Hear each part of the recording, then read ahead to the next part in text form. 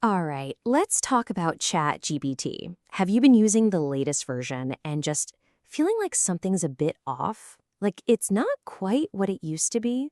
Well, if you're one of the many people who are kind of disappointed and want those older, more reliable versions back, you are in the right place. I'm going to show you exactly how to do it. So, you know what I'm talking about, right?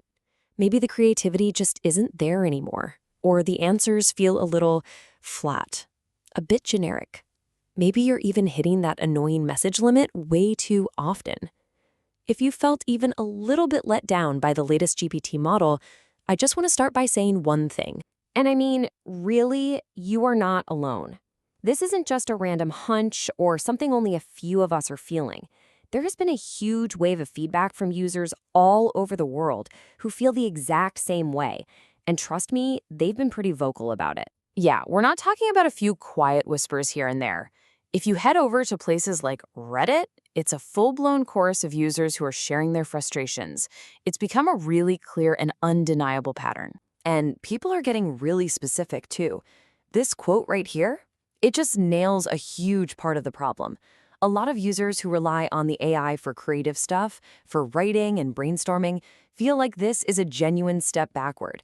They're finding the results are way less imaginative than what they were used to. And this one, wow, this really gets to the heart of it.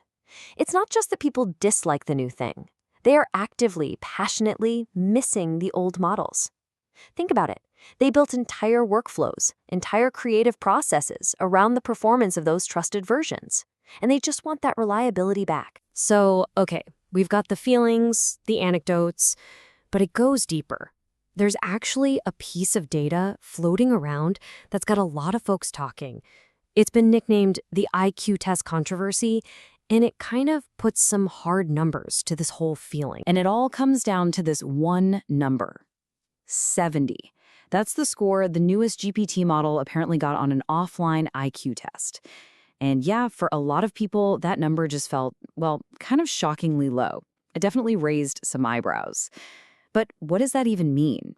How does it compare to other models? Okay, check out this chart, because this really tells the story. You see the latest GPT model down there at 70? Meanwhile, a competitor like Claude's Opus model is up at 118. But here's the real kicker. An older GPT-3 model, the exact kind people have been begging for, scored around a 116. Now, I gotta be super clear here. An IQ test is not the be-all, end-all for measuring an AI's brain power. Of course not. But it's a pretty interesting data point, isn't it? Especially when it seems to back up what so many people have been experiencing firsthand. All right, so we've laid out the problem, we've seen the frustration, we've even looked at some numbers. But here's the good news. You don't have to just put up with it. There is a super simple, official way to get access to those legacy models right inside the normal ChatGPT you use every day. Let's walk through it. And you won't believe how easy this is. It's literally just a hidden setting. All you gotta do is click on your profile down in the corner, hop into Settings, find the General tab, and there it is, the magic switch, Show Legacy Models. Just flick that on, and you are good to go. And boom, that's it. That's all it takes. The very next time you go to start a new chat, you'll see a Legacy Models option right there in the Model drop-down menu. This gives you instant access to those older, more reliable versions of GPT-4. It's a simple fix that puts you back in the driver's seat. Okay, so that's for everyday users. But what if you're a developer? Or, just a bit more on the technical side? Well, for you guys, the options get even better. If you use the OpenAI API or the Playground, you get way more fine-grained control. Through the API, you basically have the keys to the whole kingdom. We're talking a whole suite of past models right at your fingertips. This includes that highly requested 0301 version of GPT 3.5 Turbo for more in-depth tasks, and a bunch of different preview versions of GPT-4.